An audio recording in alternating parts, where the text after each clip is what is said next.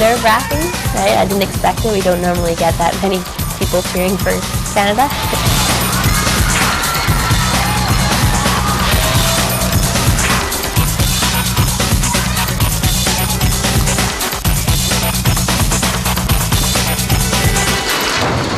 It's the first time in Canada that Canadian City has hosted a World Championship, so it was a huge event, and it was very exciting to have all those people in the audience cheering for me, especially backstage when I was warming up, and I could hear them go, chant, "Go Canada, go! Go Canada, go!" Makes your heart start to race, and you want to do well in front of everybody. For Canada, Miel McGerrigle.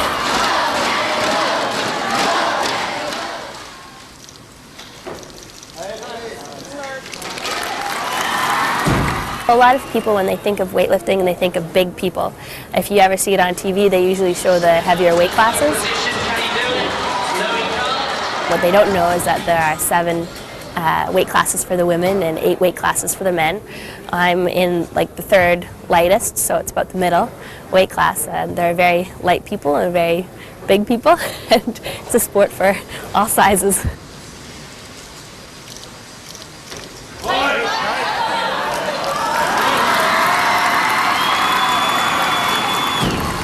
My coach, Peter McDowell, came to my gymnastics club, and he was looking for girls who wanted to retire from gymnastics, and he told us that weightlifting wasn't in the Olympics yet, but one day it might be, so I tried weightlifting because it's been my dream to go to the Olympics. She always liked to lift things. Like if somebody came over, she would try to lift them, so, she always tried to lift other kids. And then some adults.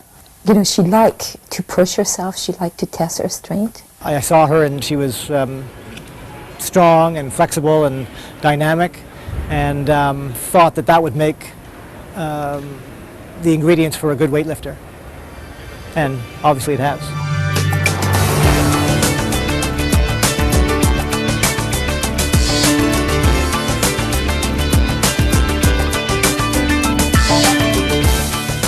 Weightlifting is not just a strength sport.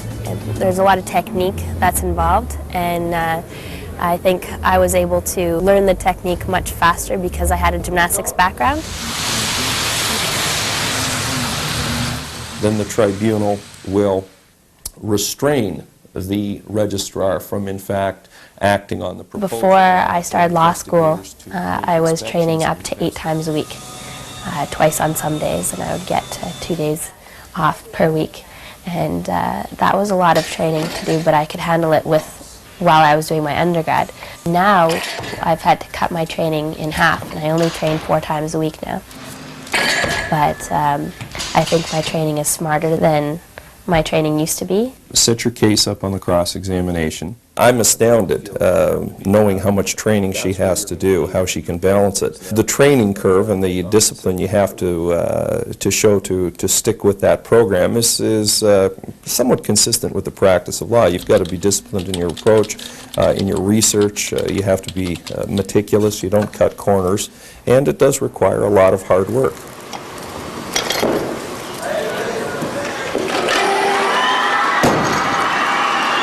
When you're in a courtroom, it's very similar to when you're on the platform at a competition for weightlifting. You're on the spot, everyone's looking at you, right? You have to stay focused, and you have to be able to concentrate on the task at hand, right? And keep yourself calm while you're doing that.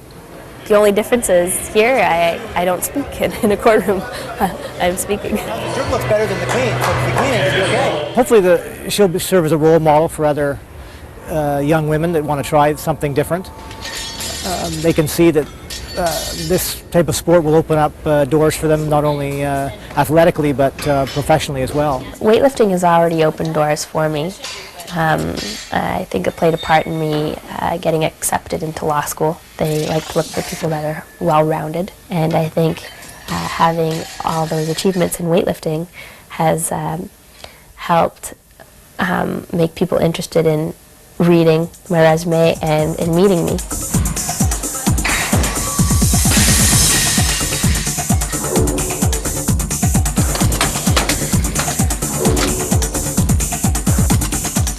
one career in one sport is not the end of everything. I mean, you can have many different careers in different areas of sport and in the workforce. Anything is possible, and if you set your mind to something, and you work hard to get it, you might just get what you're working for.